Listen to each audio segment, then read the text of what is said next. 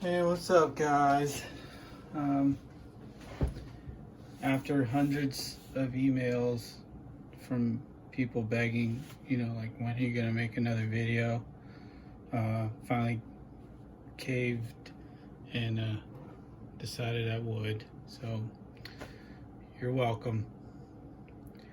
That's funny. That's so funny. Okay. Anyhow,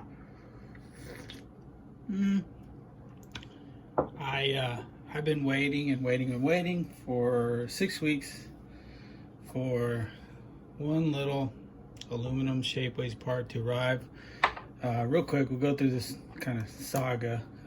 This car should have already been finished. This is a Kyosho Assault. Did some videos earlier on this. Been waiting for this little bevel gear cover.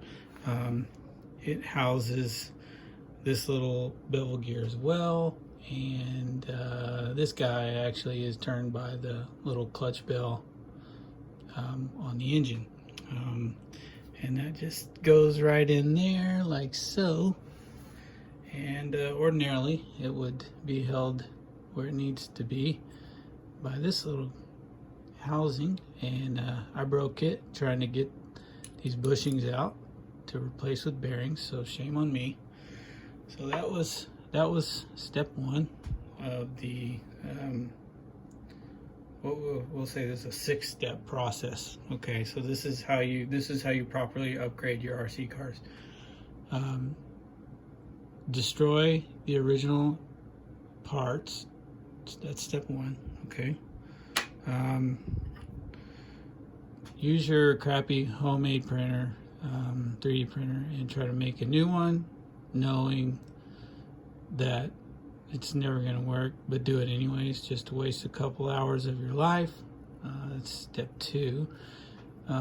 This one turned out okay. It didn't mesh quite well when I screwed it down in place.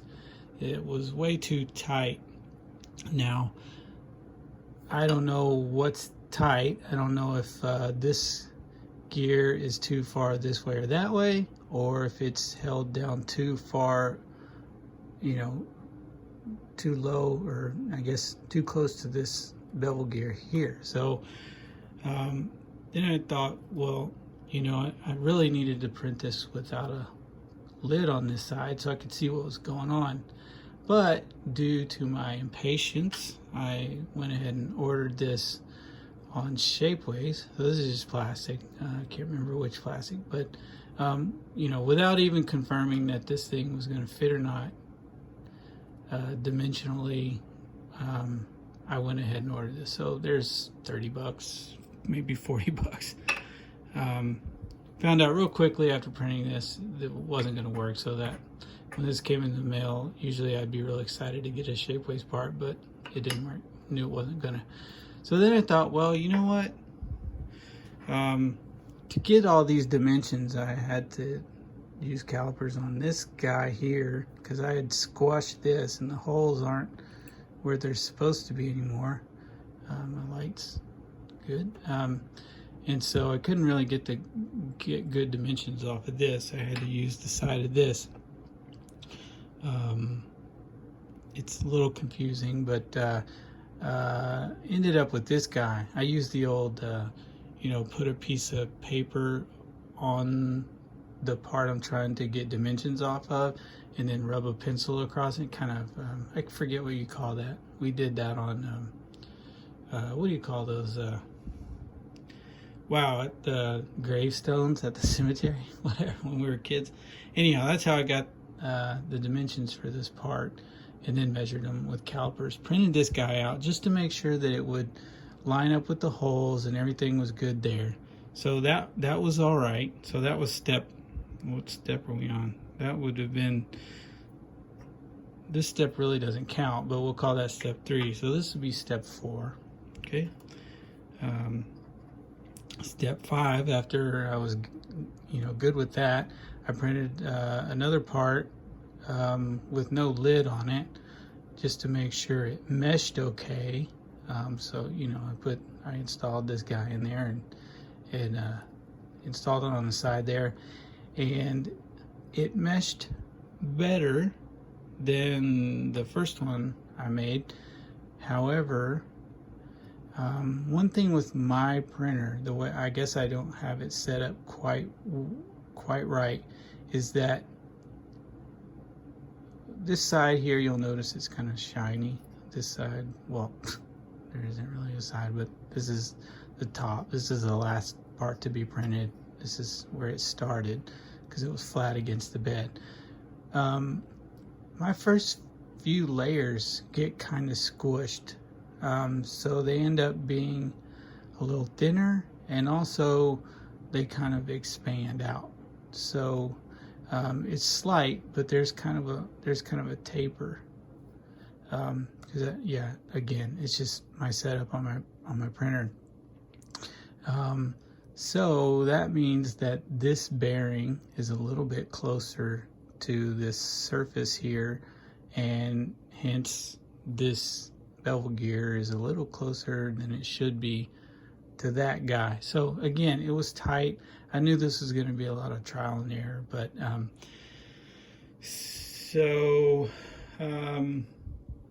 I kept the dimensions here, modified the drawing slightly, and went for it in aluminum, and it finally arrived today, and it looks like a fuzzy piece of shit.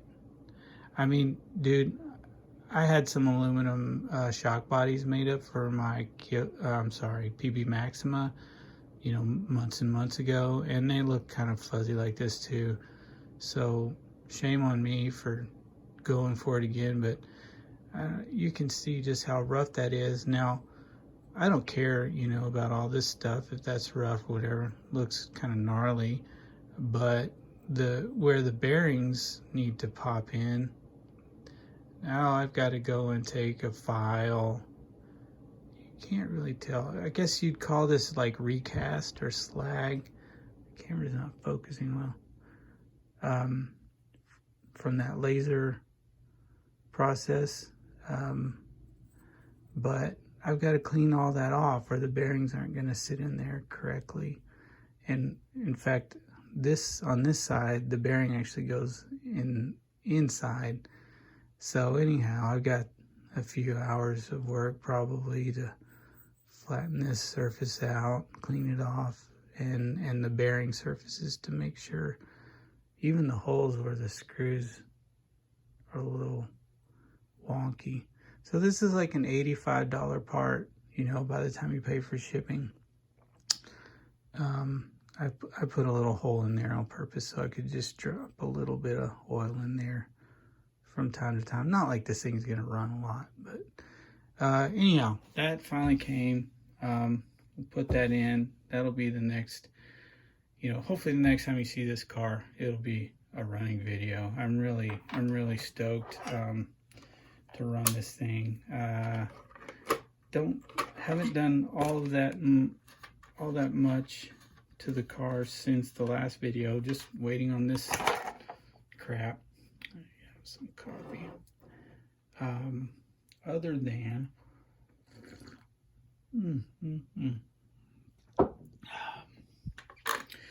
than get the servos